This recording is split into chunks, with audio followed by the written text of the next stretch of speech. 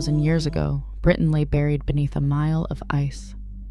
Mammoths and woolly rhinoceroses owned this frozen world, and no human called it home. Yet this wasteland would become the island Roman legions crossed an empire to claim.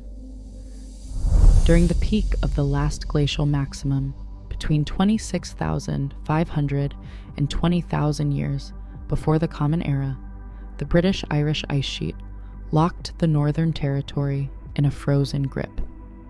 Glaciers up to 2 kilometers thick buried Scotland, Ireland, Wales, and northern England, grinding down bedrock and carving valleys that would later fill with water. South of this heavy white sheet, the remaining ground lay exposed to biting polar winds as a barren paraglacial tundra. On these freezing, treeless plains, cave bears and giant elk roamed the raw terrain. This was a hostile frontier where vast ice masses continuously crushed and reshaped the earth. Only when these gargantuan glaciers eventually began their slow retreat would the raw clay and stone at last lie open for the arrival of life. Around 9,700 BCE, warming temperatures transformed Britain's barren tundra into birch and hazel forests. Pioneer hunter-gatherers crossed Doggerland, a low-lying land bridge connecting this peninsula to mainland Europe.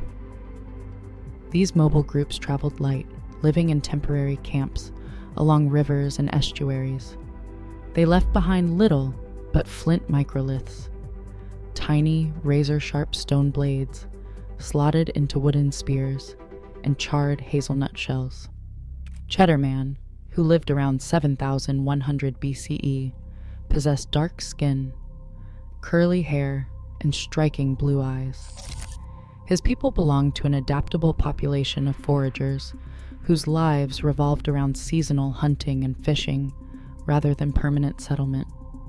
By 6,200 BCE, rising seas and the Storegga submarine landslide triggered a massive tsunami, permanently drowning these land routes. Archaeology preserves only their stone tools and ephemeral hearths, the sparse remnants of a lost nomadic world.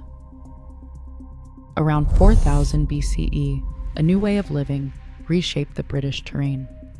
The arrival of agricultural practices from continental Europe marked the end of pure foraging. Instead of gathering wild resources, people began cultivating domesticated crops like emmer wheat and barley. Rather than tracking wild game, they managed herds of sheep and cattle, integrating them into daily life. This lifestyle demanded physical changes to the earth itself. Communities cleared dense oak and hazel woodlands to open fields and pastures. In place of temporary seasonal camps, families constructed stout, timber-framed homes, creating the island's first permanent villages. With settled life came pottery, coiled and fired to store surplus grain and dairy. Genetic evidence reveals a substantial influx of Aegean-derived ancestry during this era, though scholars still debate the exact balance between continental migration and local adoption of these farming techniques. As the population grew, communities became increasingly organized around land and shared labor. For the first time, human survival was tied directly to the soil, defined by structured fields, managed livestock, and the daily rhythm of farming. Around 2500 BCE, a new technology arrived on the island. Craftworkers combined copper from the Great Orme and Ross Island with Cornish tin to forge bronze. This difficult process required specialized skill, creating dedicated smiths who melted raw ore in clay crucibles.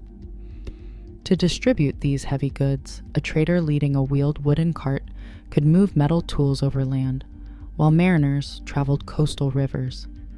Baltic amber and gold ornaments found in local graves show that these travelers belonged to a society linked to trade networks stretching across continental Europe. As trade networks expanded, communities express their shared beliefs by shaping the terrain itself. Between 3100 and 2500 BCE, generations of builders constructed Stonehenge in several distinct phases. This massive undertaking relied on organized communal labor to transport and raise the colossal stones. Geological studies suggest the smaller bluestones may have traveled from the Preseli Hills in Wales, though the route remains unproven. Its ultimate purpose is still debated among archaeologists, who suggest it functioned as an ancestral sanctuary, a seasonal gathering place, or an astronomical calendar aligned with the solstice. In 55 and 54 BCE, Julius Caesar led 2 brief military expeditions across the English Channel, establishing Britain's first limited contact with the Mediterranean world. These early forays opened trade and diplomatic channels, but left the island's independence largely intact.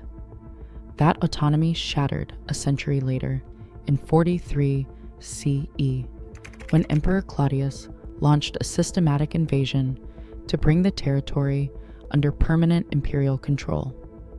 As the heavy transport ships grounded on the shingle beaches of Kent, thousands of Roman legionaries disembarked. Moving in highly disciplined, interlocking shield formations, these heavily armored soldiers stepped directly into the cold surf.